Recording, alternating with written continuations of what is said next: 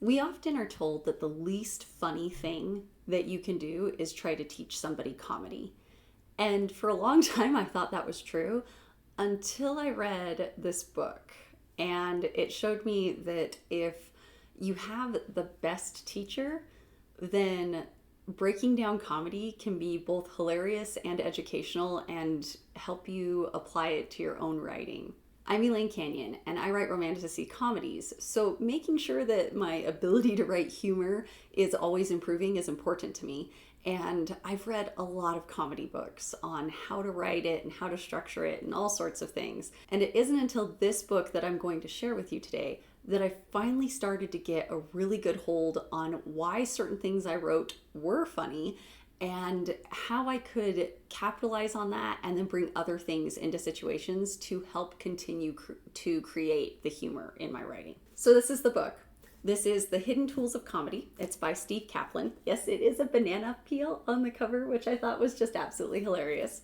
Steve Kaplan works in the movie and the theater industry, like the entertainment industry on that side, but he is considered by that industry to be the best comedy instructor, bar none. Like every time they want someone to teach comedy, this is who they go to. And his workshops usually sell out when he does them for like general public. And then companies pay a lot of money to bring him in and help teach humor to their writers and help to get actors to understand how to act comedically. Like he's a big name in this industry. I hadn't heard of him before. But when I found his book, I was really kind of excited because the way that it was presented to me on a podcast, and I wish I could remember what podcast it was. I can't. I've tried to look for it. But the way he presented the book was that he had spent years working at a comic theater and was like the manager of that theater and had watched how comedy had developed with them and what worked and what didn't, and had looked at it from that perspective. And it completely changes the way you think about comedy. So I'm not going to cover everything in this book.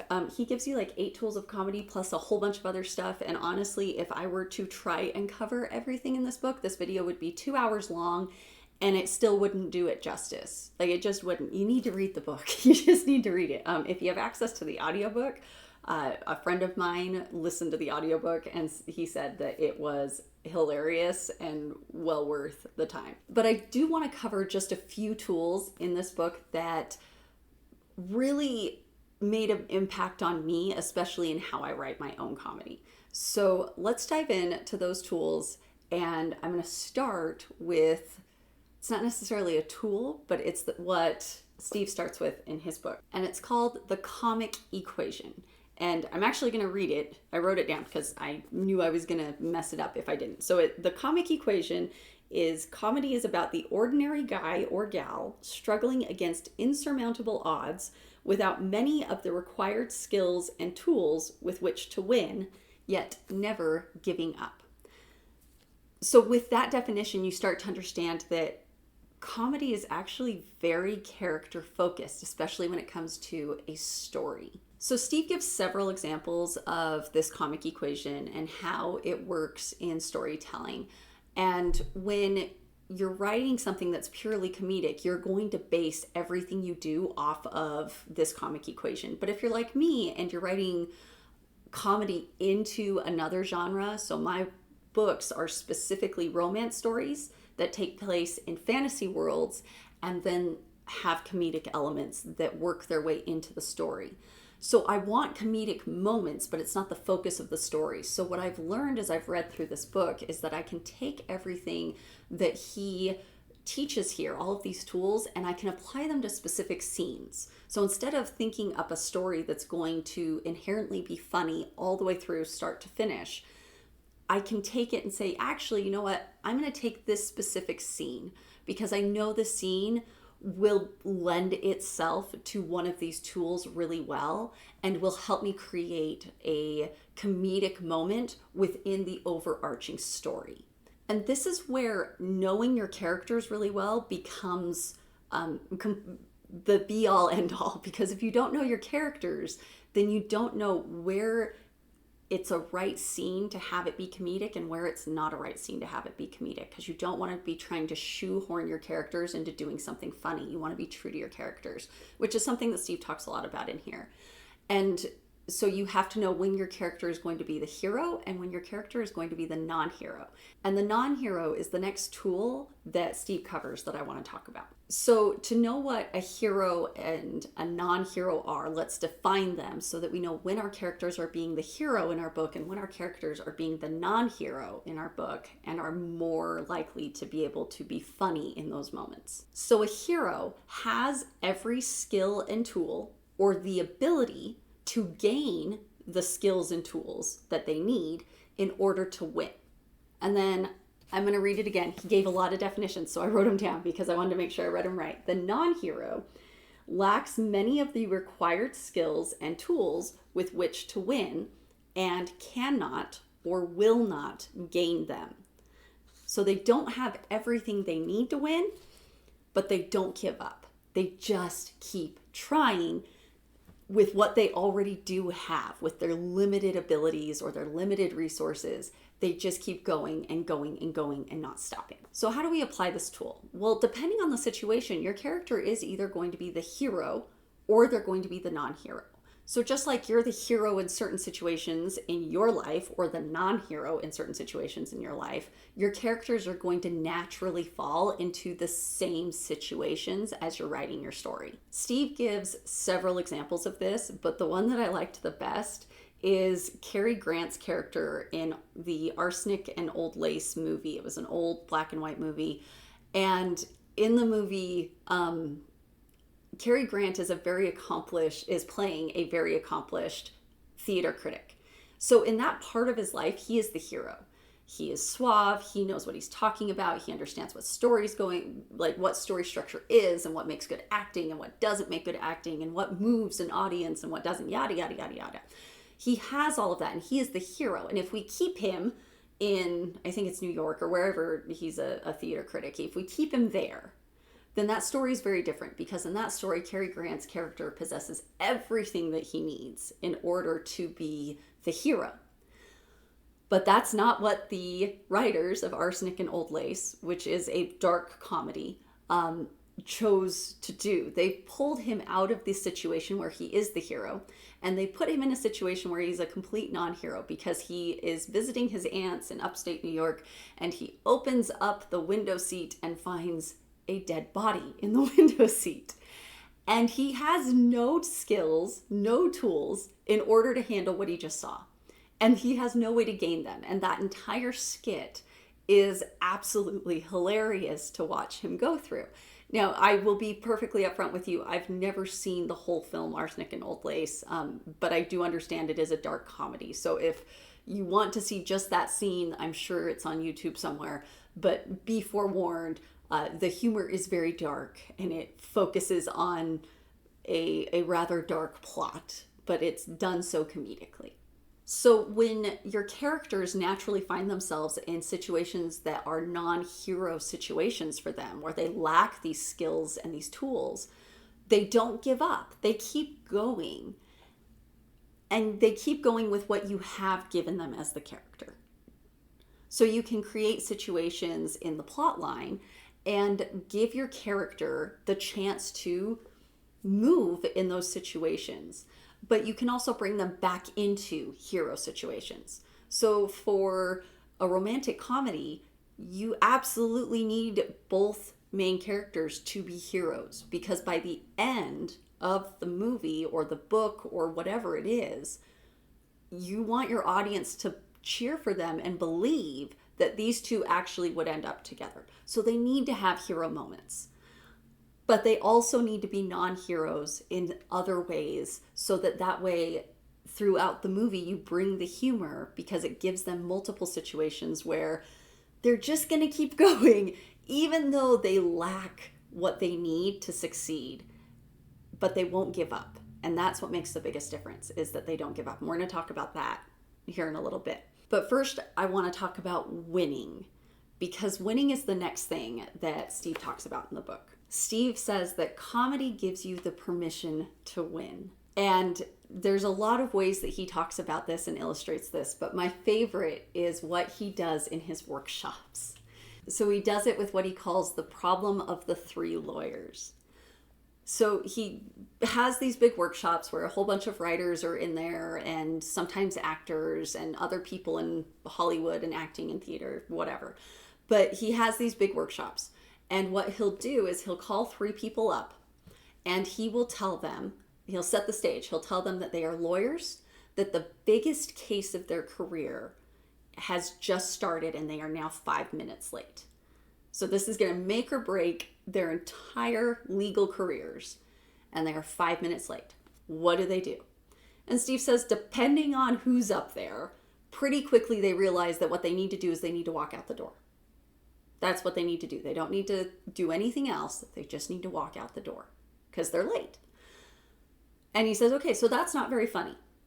But what he does next is he pulls each of the three people aside individually away from the other person. And he tells them that for whatever reason, he makes up a plethora of reasons, they absolutely must be the second person out the door. They cannot be the first person, and under no circumstance can they be the last person.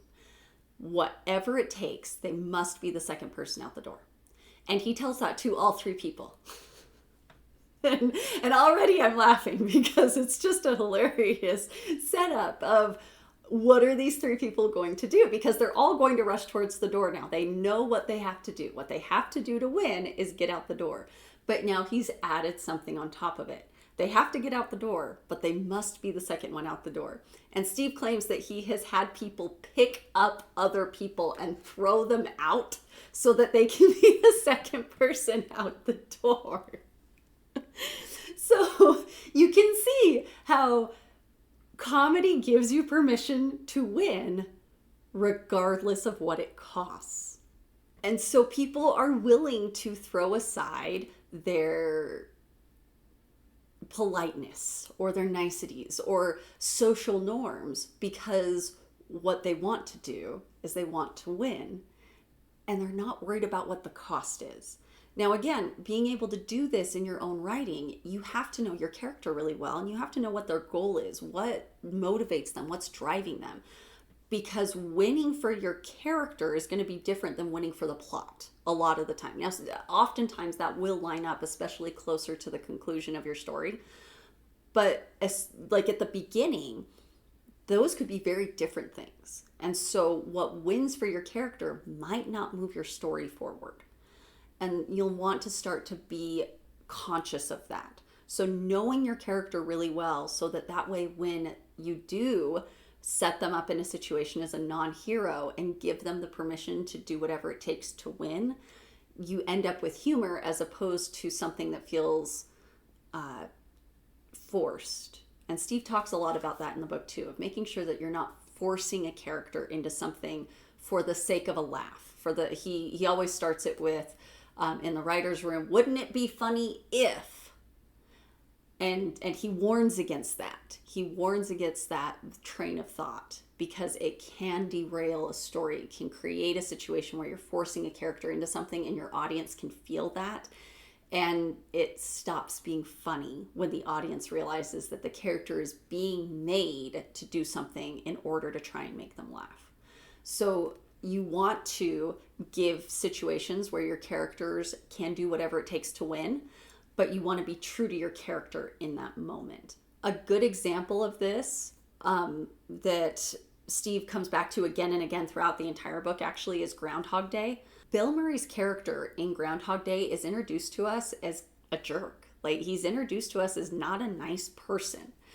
And so when he realizes that he is trapped in Groundhog Day, his first reaction is to stay true to character. And he's a jerk. And we laugh at it because it makes total sense. He's doing everything that he can think of to do to win. He's not changing. He's not growing at this point. He is being true to who he is and still trying to win. And that makes us laugh, even though he's an awful, terrible person through most of that part of the movie, until he starts to change and we see character growth happen. And we see him realize how to make the best of the situation and to have that personal growth. But we don't want to give him that personal growth at the beginning of the movie. That doesn't make sense. We want him to be true to character. And so him being a jerk in the first part of the movie, especially once he realizes he's trapped in this single day forever, that makes a huge difference because it pushes him towards winning in the only way that he knows how. Okay, so like I said, there's 8 tools in here plus a whole bunch of other stuff. And if I tried to go over all of it, I'd never do it justice, and this video would be hours long, and you'd be better off listening to the audiobook, honestly, because I'm never going to give you the information in the way that Steve does, and he does it better than I ever could dream of. So I want to talk about one more thing before I wrap this up, and I encourage you again to go get the book, and that is positive action. Now, I wrote this one down too because I wanted to make sure that I read it exactly how he said it. So positive action is the idea that everything your characters do, they do in the hope and belief that it's going to work out and make their lives even infinitesimally better. So every action the non-hero takes is done with the sometimes stupid expectation that it will work out or at least make a bad situation better. They actually believe it will work. So I love this one, and I think it's part of the reason why there are certain comics that I absolutely adore and others I don't. And reading this book helped me figure out like what I personally enjoy in comedy and what I don't. And positive action is one of my favorite things. I love seeing a character pushing forward even though everything that they're doing, like you as the audience know everything they're doing is not going to work, but they as the actor are portraying that character in such a way that you believe the character thinks 100% this is going to make all the difference and work and help and make things better for them. Steve talks about how this is one of the main differences between comedy and drama. In drama, it's a negative action a lot of the time, so the character will still act, but they often don't believe that their actions make any difference, and they will usually take a lot of that time that they are acting to lament or either in a monologue or in conversation with others accept that what they're doing is hopeless. Whereas a positive action in comedy, we as the audience can look at it and go, oh my goodness, this is hopeless. Like there's nothing. But the character that the actor is portraying will continue to go no matter what, and honestly believes it's going to work out. They have every intention that the actions they're taking are going to make the difference, are going to make it better. There's a television show that Steve Kaplan references in this section called Fawlty Towers. It's written by John Cleese, and he acted in it, and it's hilarious. And there's an episode that Steve references specifically where the owner of the Fawlty Towers Hotel knows that the hotel inspectors are coming. And he thinks he's figured out who it is. So he's doing everything possible to make the situation perfect for the person he thinks who is the inspector. All the while, he is being absolutely terrible to another tenant who is being somewhat obnoxious, and to the extent that he ends up like choking him to a point because he's just trying to get him to stay as far away from the person he thinks is the inspector as possible. And he ends up getting beat up by this person he's been treating poorly. And at the very end, it turns out that the guy he thought was the inspector is not the inspector. But the inspector shows up. It's 3 of them, actually. They show up at the very end. And the hotel owner realizes that these people are the inspector. And the other person is leaving. The person that's been terrible and has beat him up is leaving. And as he's leaving, the hotel owner ruins all of his things by pouring like milk in them. And it's funny. If you ever get the chance to go find Fawlty Towers, I think it's hilarious. But he ruins everything this man has and then sends him out the door and then turns to the inspectors and gets to have another shot at it. And so the whole time, everything he was doing, those positive actions, as the audience, we've figured out pretty quick that the man he thinks is the inspector is not the inspector. And we spend most of the episode a little concerned that the man that he's being terrible to is the inspector. And then at the very end, we find out, no, the inspectors have arrived and our hero still gets, our non-hero, because he doesn't have the tools he needs through the entire episode, our non-hero still gets to have a win. Like in the end, his actions actually made no difference to doing well with the inspector, but he still gets a win because he still gets to have a level of revenge against this person who is also terrible to him. So you want to emulate that in the scenes that you are putting your characters in that you hope to make comedic scenes. You want to be able to give them opportunities to have positive action. So even if it looks like all is lost, they're going to keep moving forward. And when I say all is lost, I don't want you to think about like the end of the world. Like all is lost could be as simple as that is the last muffin at the store and I didn't get to buy it. So I'm going to go up to the person because all is lost. The other person is already in the checkout line. They are buying that muffin. But I'm going to keep acting positively in a way that I believe is going to get me that muffin. So I'm going to go up to the person who's buying the muffin and I'm going to try and engage them. And I'm going to try and tell them why they should let me have it. And I might offer them double the money or whatever it is. It creates a comedic situation and it's something small. It's just something small. So it's not the end of the world in that like the world is literally ending, but whatever the goal was, give them the ability to fight for it and fight for it in a way that they believe they're going to get it in the end. And sometimes you do give it to them in the end, like in Faulty Towers. And other times, maybe you give them something different. But you have to give your non-hero the opportunity to work for it without what they need to win and be successful. And that's one of the ways that you can build comedy into a scene. So the last thing I'll say, this book has, like I said, 8 tools that he gives you, plus a whole bunch of other information, tons of examples, more examples than I can think of to mention from all sorts of television shows and movies and theater. It's fabulous. It has completely changed the way that I think about comedy. It has explained so much. It helps me see why certain areas that I am writing comedy into my books are working and why every time I say, wouldn't it be funny if, it doesn't work.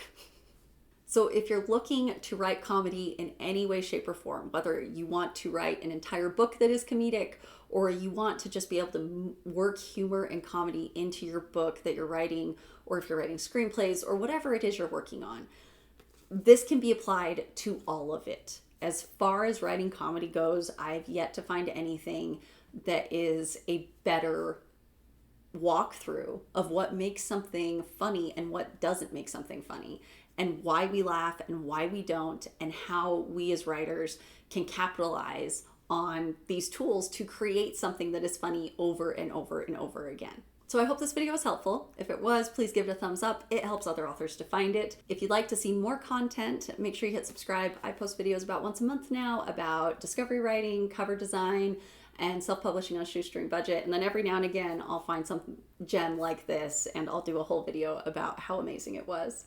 But I hope to see you again soon.